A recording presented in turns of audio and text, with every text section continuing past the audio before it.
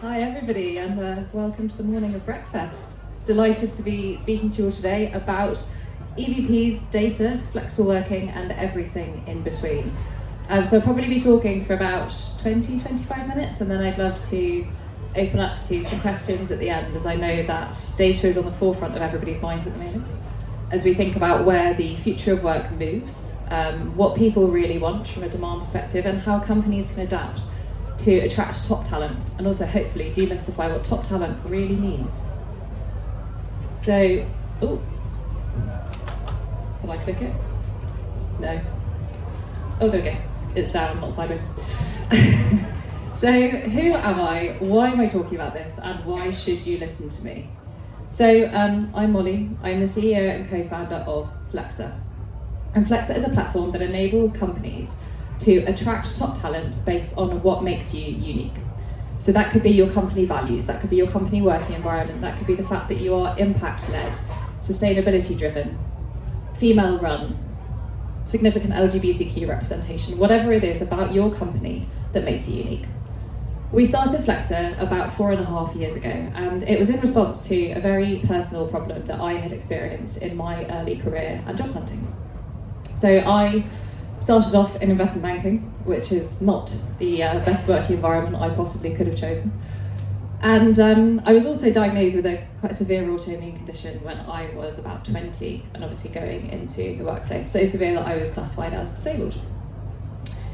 Obviously going to investment banking, working often 6-day weeks, 16-hour days, made my condition get quite significantly worse, to the point where about once a week I physically couldn't walk. My face would swell up, my hands would swell up. It's not really something that you want to go into an office with.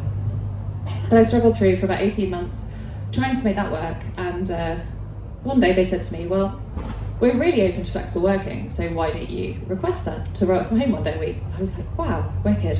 Really should have smelled a rat, because I was one woman working in a team of 100 men, and absolutely nobody was working flexibly. But I naively did that. And 10 days later, they put a settlement package in front of me, sacked me, and told me to leave immediately. So they obviously were not very open to flexible working at all. I then went into the job hunting process, just like everybody else has been through, and realised what a mess it is when you're trying to understand what it's like to work at a company before you actually get there. It's an incredibly inefficient process where you are sifting through roles, applying to hundreds, hoping that you'll get to interview with maybe 20 of them, then try and suss out if that company is actually the right fit for you and if it's going to be somewhere that you are going to be able to thrive. This is not just inefficient from the D2C and candidate experience side, it's also highly inefficient for the company side, because you're getting hundreds of applications that are not relevant to you, you're having to sift through them, and you don't know if that person is going to be a good fit. It's a bit like dating, right? If you lay your cards on the table, an appropriate amount of cards on the table at the beginning, then you will probably get a second date.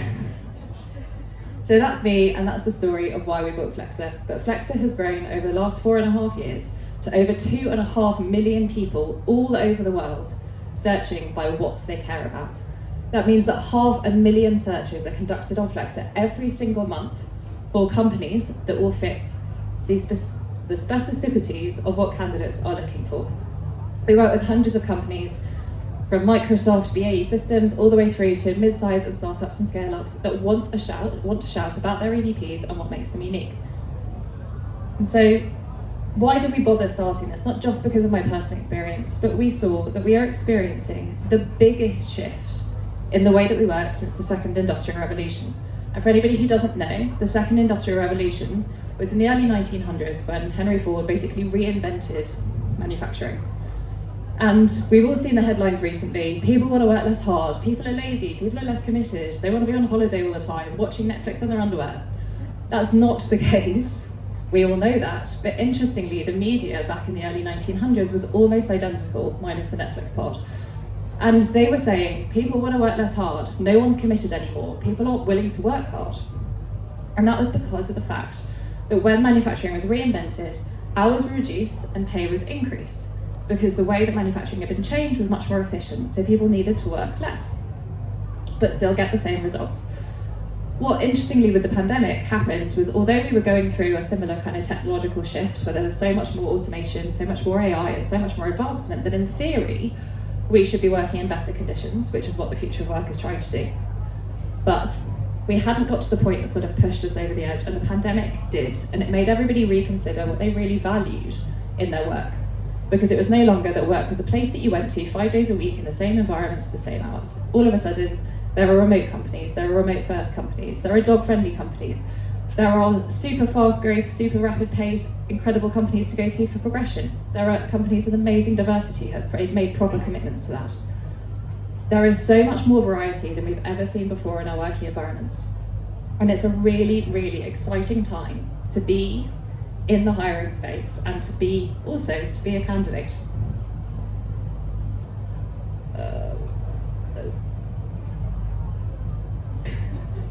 There we go.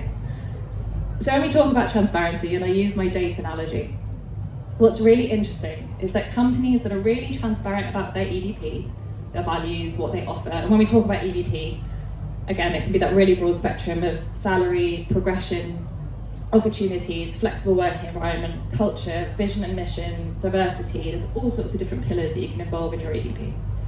But companies that are super transparent about that and lead with that information ahead of making people apply are 4 times more attractive to prospective talent. Now, this is a talk about data, so where did I get this from? Because often it just comes from tiny surveys that are not representative at all. So this came from a survey that was independently done with YouGov, where we compared company profiles of LinkedIn, sorry if anyone from LinkedIn is here, and Flexa. And obviously on Flexa, you've got all of the information about values, about work-life balance, about transparency, about autonomy, about flexible working, and about diversity. And on LinkedIn pages, it's a nice introduction to the company, but it doesn't tell you anything about that. We tested this with 12,000 people, and side by side, we blurred out any leading information around exactly what the company was, but what people didn't know was the company was identical in either one of those. And we did 10 rounds of that. And we asked people, which company would you rather work at? 80% of people chose the company that was leading with all of that information about their EVP every single time. So that shows you the power of being transparent and leading with that information up front if you're trying to hire aligned talent. This clicker is not okay. Is it me? So what this has led to is not just the ability to attract top talent, but also the ability to attract highly diverse talent. So when we look at our 2.5 million users on Flexa, we have grown rapidly, but always maintained a high level of diversity. And the reason for that is because people that are in minority groups or women are much more likely to need certain circumstances or much more likely to want to work in a certain way because of a myriad of different reasons. Microaggressions at work, not being out in the workplace, needing to be a full-time carer or look after children. There are loads of different reasons that people will need different working environments, or just pure disabilities, accessibility, etc. So we have 76% women using Flexa in browsing, which for a professional careers platform is incredibly high. There are no platforms over more than 50% that are just general and not specifically targeting women. 18% of people have a disability or condition, 22% are neurodivergent, 28% are ethnically diverse, and 24% are LGBTQ+. This is above either the working population proportion in the UK, let alone the proportion of people that are actually working in tech companies and corporates. And in fact, it's 2.5 times more diverse in aggregate than the average global tech company. So it shows you the power of who you can attract when you are being transparent. It's really kind of my vibe. So, what have we built all of this into, and what insights am I going to be able to give you? So as I mentioned, we had over 100 million data points collected over the last 4.5 years. This is based on trends of what people are searching for, what they prioritise when it comes to looking for a company, and most interestingly probably is it's split by demographic. So because Flexa is top of funnel and we are not attached directly to the application process and we're not passing this data onto companies, there is no fear from our users of discrimination. Because when I was going through the job hunting process, I definitely would never have disclosed that I have a disability, because I knew from previous experience that I could be discriminated against. And I know that that's the case for many other groups as well. So because we're one step away and all of our information is totally anonymized and totally aggregated, we've been able to then split those demands by demographics, which I'll talk you through in a second. So we can see what working mothers are looking for, what women in senior leadership are looking for, what young black people in tech are looking for. And we can split all of that out, and obviously it's aggregated and averages, but it's incredibly insightful data that we don't believe exists anywhere else.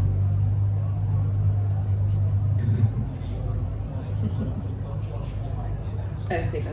Thank you. Josh! No, don't mind.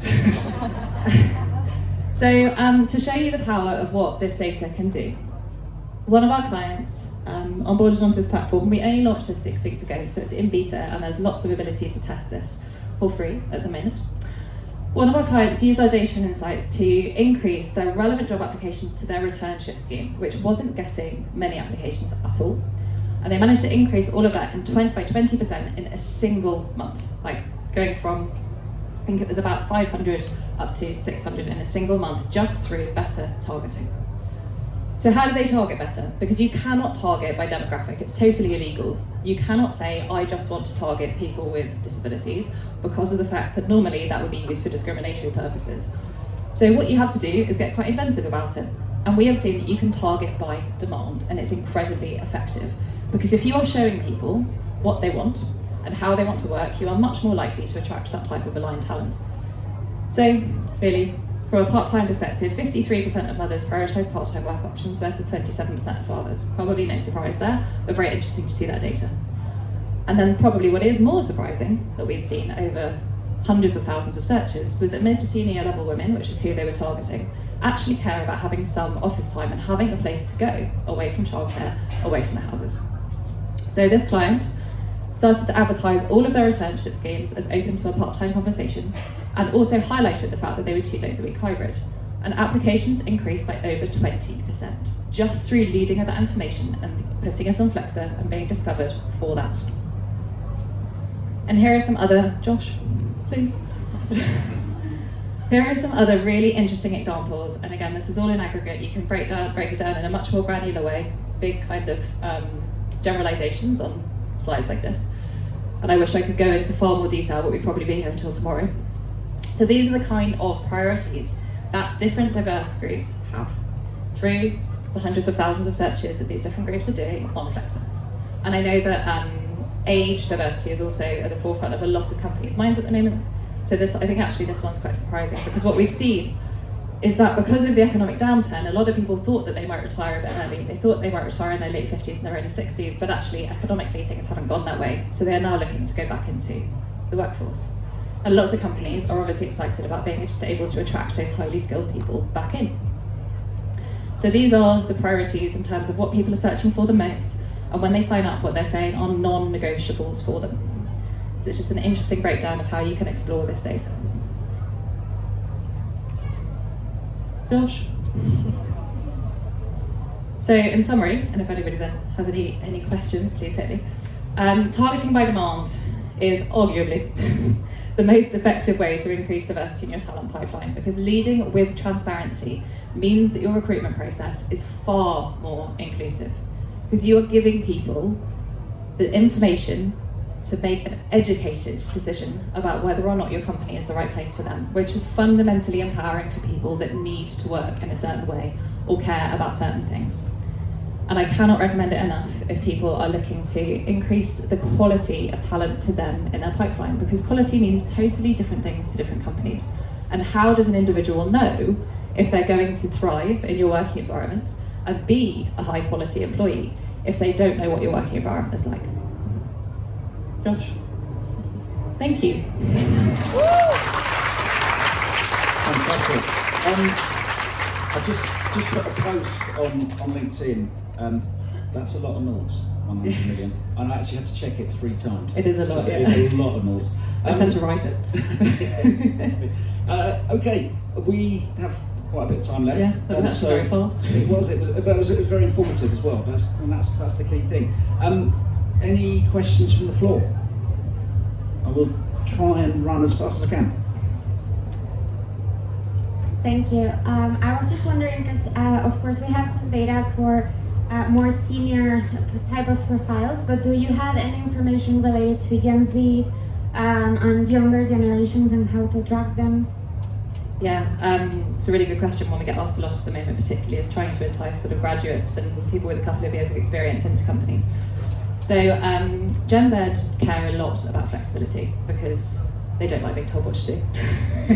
Not a big generalisation, we have Gen Z in our workforce, so they would say the same. So flexibility in terms of location is super important, but having some office time they also really, really value from a social perspective, so hybrid is a really good thing to lead with. And then interestingly, the second most popular one there is around either social or environmental impact, so having a vision or a mission that they can really, really believe in and get behind and genuinely care about the work that they're doing. And that's second, whereas for most people, obviously it matters, but it wouldn't come up that high at all. And all of these preferences are assuming that salary is, of course, fair. Like, not saying that salary is always number one as long as it's fair and kind of market rated. And the third opportunity for Gen Z is progression. They want to be able to see that they can progress and make progress in their careers in your company. That will really, really matter to them as well, because there's very much a sort of desire to have that hustle culture and make lots of money and be really successful. So showing your company as a place that somebody can develop is also really important. I've got two Gen Zers in my house, and yeah, they definitely don't like being told what to do. Yeah. Any other questions?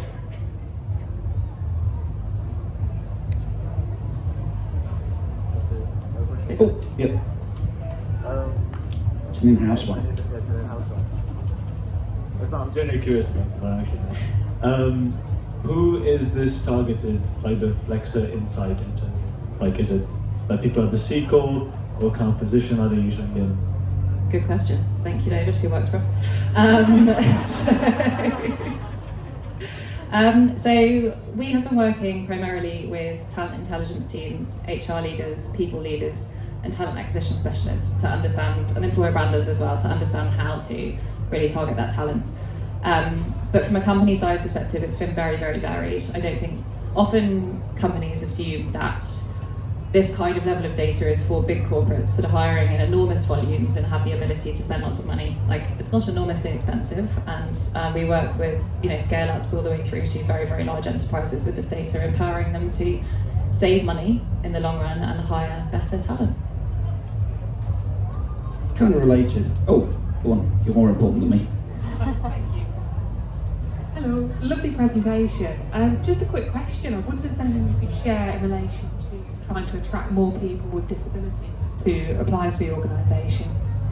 So the really big ones are obviously around advertising accessibility. Like, a lot of offices have lifts and the ability to go through as a wheelchair user, but then they haven't thought through bathroom doors or the ability to tap in and out. You know, if a pass tap is too high, like, that's obviously going to cause massive issues. So proper accessibility that has been genuinely thought through will matter a lot. Same with representation. In one of the lists, it was really important to be able to see that there are other people thriving in a similar position in your company. And representation is something that should never be overlooked in any minority, or not even minority group. Anybody wants to be able to see a version of themselves there that has been successful and is happy. So pulling on employee stories, really putting that out on social media and leading with employee voices makes it much more believable than the sort of corporate washing of we're very diverse and inclusive. Actually, if people can see it and believe that there is a lived experience of that person, is really important. And then from a disability perspective as well, location flexibility and hours flexibility, because you don't know if your condition is going to affect you in different ways at different times. So being empowered to manage your own time effectively and being trusted to get the job done rather than being viewed with suspicion is a really important part of it. So leaning on that autonomy and trust is a key way to exhibit that will be a place that they will thrive. Any other questions? Oh. Sorry, I'm making you run. It's good for me, so my wife tells me. How do you lead with authenticity when it comes to your EVP and not fall into the trap of just telling people what they want to hear? Yeah, it's a really good question, something we've thought about a lot. So I think the first one is making sure that people can see that that is actually the experience that employees have. And there are sort of three ways that you can do that. The first one is the representation side, so effectively case studies of your employees, like how they've progressed, how they're experiencing it, and then making sure that that is very readily accessible to people through social media, your career sites, etc. That's probably the most corporate answer. The second one is through employee-generated content. And it's easier said than done, but creating a culture where people are often shouting about their experience on social media is a brilliant way to attract people that are similar to them, because they'll be following it, they'll be like, looks like an amazing place for a working mother, really family focused because people are shouting about their experience. It's something we lean on really heavily at Flexa in order to attract talent, and it works incredibly well. Encouraging that culture is easier said than done. I think it's exhibiting it as HR leaders and people teams and senior leadership doing it too, showing the effects that it can have, whether that's from a referral perspective and incentivizing referrals, or whether it's from a lead gen perspective or an awareness perspective. And just repeating that behaviour and role modelling that from the top can really help, along with Slack channels that help engagement and encouraging people to build a personal brand, because that ultimately is a great way to be able to differentiate. If you're thinking about your ability to progress in a career later on, if a company supports you building your personal brand, that's a great stepping stone for the future of your career. And then the third one is one that we've spent a lot of time thinking about at Flexa, is how we make sure that the information that we're providing is actually believable. So we lead with verification of all of the things that companies say they have. So if they say they have significant disability representation, hybrid 2 days a week in the office, core hours of 10 till 4, we will then survey employees anonymously to make sure that that is actually the case. And that is really key to the amount of diversity that we've managed to accrue within our user bases, because they know that all of that information is totally credible and verified by people that are currently in that company, which is key. I'm sure a lot of people in this room have had issues with Glassdoor, where someone angry comes back 5 years later, absolutely slams your company, and it's not reliable information. We don't want that to happen. We want it to be a proper, authentic representation. So making sure that all of those marry up together and that they are all showing the same message, the same values and the same culture.